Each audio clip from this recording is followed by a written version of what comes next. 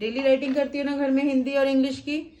क्योंकि तुम्हारी राइटिंग में प्रॉब्लम है। अगर डेली राइटिंग करोगी तो राइटिंग में तुम्हारी इंप्रूव हो जाएगी, अच्छी राइटिंग हो जाएगी। क्योंकि कभी कभी क्या होता है ना कि राइटिंग अच्छी नहीं होती, उससे भी हमारे मार्क्स कट होते हैं।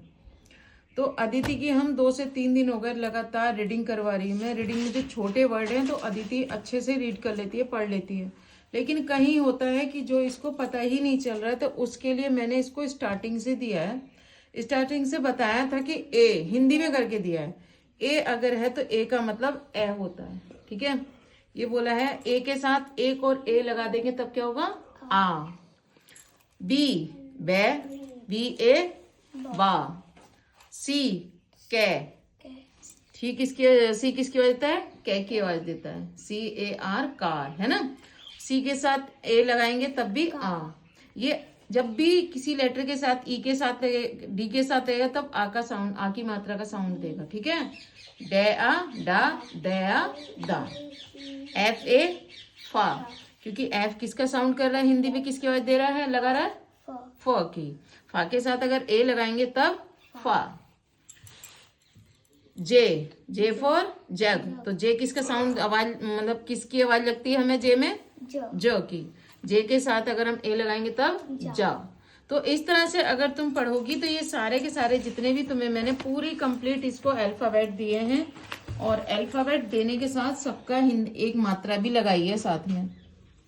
और फिर सिंगल वर्ड में भी दिया है कि आर का मतलब क्या होता है? र होता है। आर के साथ ए लगाएंगे तब र होता है।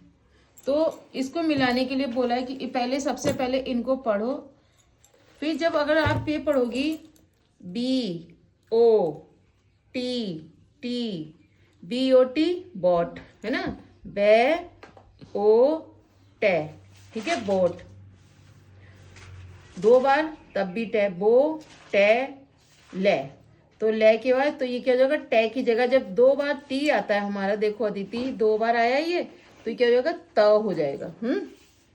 तो क्या बनेगा? बो ते ले, ठीक है। तो इस तरह से आप पढ़ सकती हो। CAN, सी का मतलब कै, ए का मतलब ए, और एन का मतलब ने। तो ये हमारे सिंपल होता है कैन। क्या बोलेंगे इसको हम? कैन। आया समझ में? इस तरह से आपको रीडिंग करनी थोड़ी सी आसान हो जाएगी। तो इस तरह से मैंने इसको कोशिश की है।